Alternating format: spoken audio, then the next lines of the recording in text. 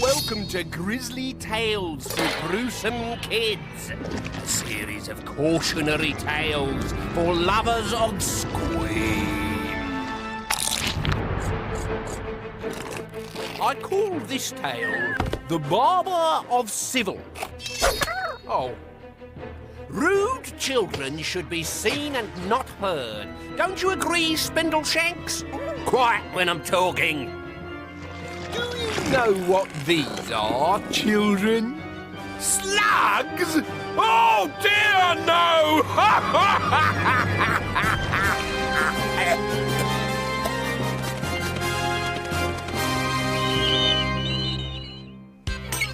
You will probably have heard of a town called Saucy-On-Sea. Once upon a time, the children who lived in this town had a terrible reputation. They were the rudest children in the world. And the rudest of them all were Tanya and Peregrine. Jingle bells, teacher smells, I wish she'd go away. She looks just like an elephant, I've nothing more to say. There was a gasp from the class. Go and see the headmaster, sizzled the teacher with steam and fury. Now! Tanya, meanwhile, was doing gym. Tuck your skirt into your knickers yourself, she shouted at her games teacher. I'm not doing it. Tanya, everyone does gym in their knickers. Not me! I've got a note from my mum! Where? Here! Said Tanya defiantly. La! It's a musical note. My mum's always singing it. Go and see the headmaster, Gasped the games teacher slowly. Now! The headmaster was a wise old man who knew exactly how to deal with cheeky children. Once he'd finished with them, they always said sorry.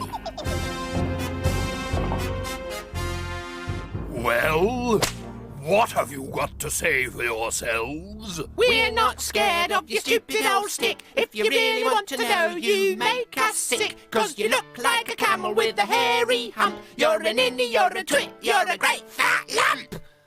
Could you get matron, please?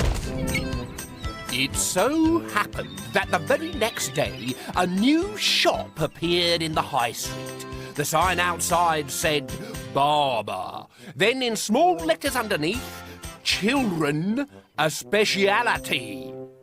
The barber was a cheerful-looking man with a handlebar moustache, bright red cheeks, and a long, licking tongue.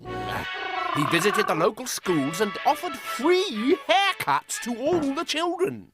He very quickly became popular with the parents. Whenever their children visited his shop, they went in cheeky and rude and came out as polite could be. It was the turn of Peregrine and Tanya's school for a visit. Good morning, said the barber as he entered Peregrine's class. Good morning, sir, replied everyone, except Peregrine. Aren't you going to say good morning, young man? No, old boy, I ain't. The barber chuckled. You look like you need a haircut. Come and see me tomorrow morning, he said. The barber entered Tanya's class just as she was flicking ink pellets at the French teacher.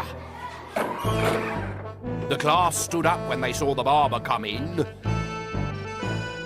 Tanya went one further. And what might your name be, my dear? It might be Drop-Dead Gorgeous, but it isn't.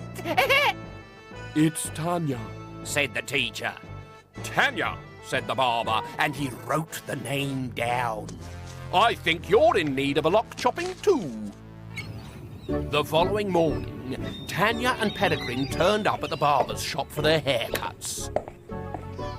In the middle of the room stood a large black and chrome dentist's chair underneath a bright overhead light.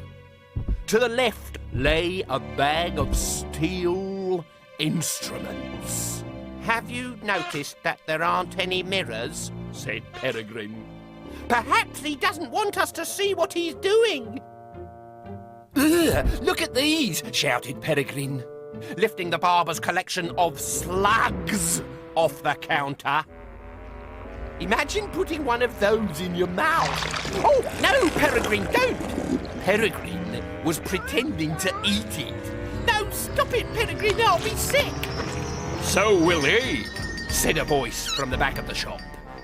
Peregrine got such a fright that he swallowed the slug and smashed the jar on the floor.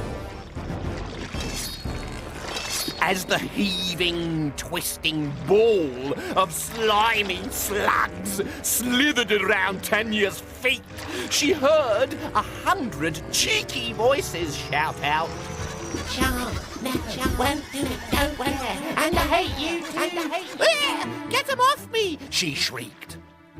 The barber bent down, scooped up the chattering slugs, and squeezed them into his pocket. Then he smiled and locked the door. He tied a small plastic bib around each of their necks. The children were frightened.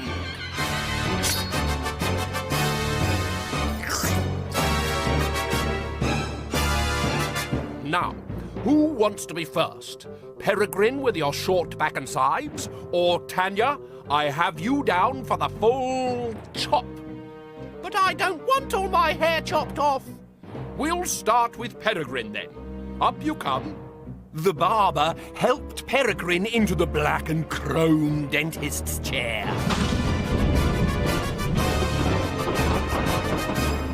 Open wide, he said. Stop! Screamed Tanya. You're not a dentist. Why should he open his mouth? You cut people's hair. Whatever gave you that idea? He laughed. I teach little children to keep a civil tongue in their heads. So, those aren't slugs in your pocket? No, they are children's tongues. The little bits of children's tongues that make you all so foul-mouthed. I snip out the rudeness. I trim off the cheekiness. I cut away the bad language, and when I've finished, I rinse your mouths out with soap and water.